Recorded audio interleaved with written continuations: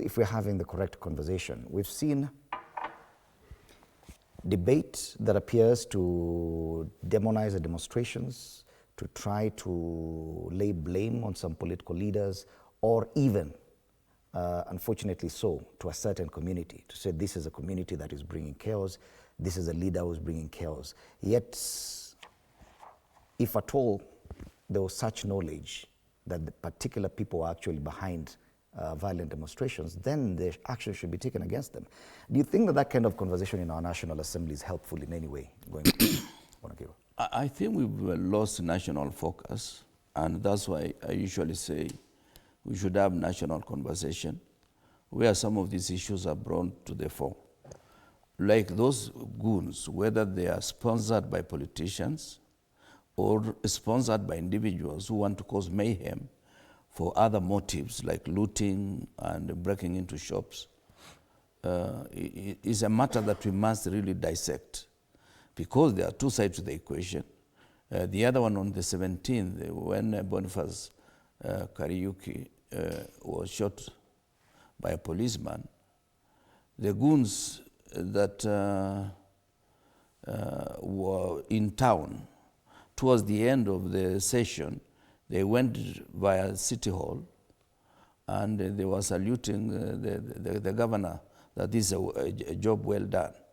So whether the governor was involved or not, there was some kind of nexus between the goons and the governor. And in other towns we've also seen. But when you now particularize it to a community, that is even where we go wrong.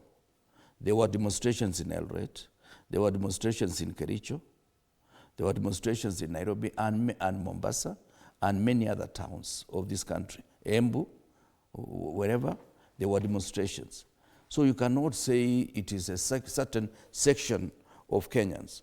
And you know, when we go tribal, it just reminds me of the year 2007, where there were 411, 41 against one community in the run-up to 2007 elections. That was promoted by FM stations, and at the end of that, the results were disputed, and the rest you know. And many lives were killed, were lost because of that. Whatever we are doing is also a build-up to another situation akin to the year 2007. Why am I saying so? The only time we had a clear win in the recent past is 2002. But all the other elections, the country is polarized through the middle. Remember even the 2013 general election, the constitutional, the court pronouncing itself, the Supreme Court, was actually almost annulling certain section of the Constitution on which are valid votes and which are rejected votes. When somebody reads that carefully, a good lawyer will be able to tell you that the Constitution was amended indirectly by the Supreme Court ruling. Why? There were votes which were cast but were rejected, and if those votes were counted, there was going to be a rerun in that particular general election. So what am I saying? I'm saying let us be careful. It is just not enough to blame it on certain individuals. It is not enough to blame it on certain community.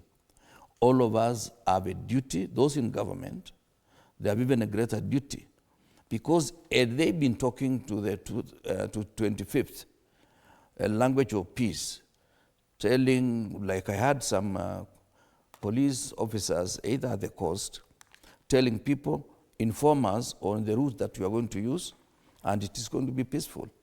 If the entire government was, from the president, from the Murkomens of this world, if they were to talk that language, Kenyans are peaceful. Mm-hmm. But what we are trying to do now, we are trying to put in their mind the issue of criminality. And we have enough criminals. When they are unleashed in their numbers, it is going to be too dangerous for any one of us to walk in the street. Okay. Even in 2007, as Kirwa rightly put it, a lot of this negative politics of tribe and blame game came from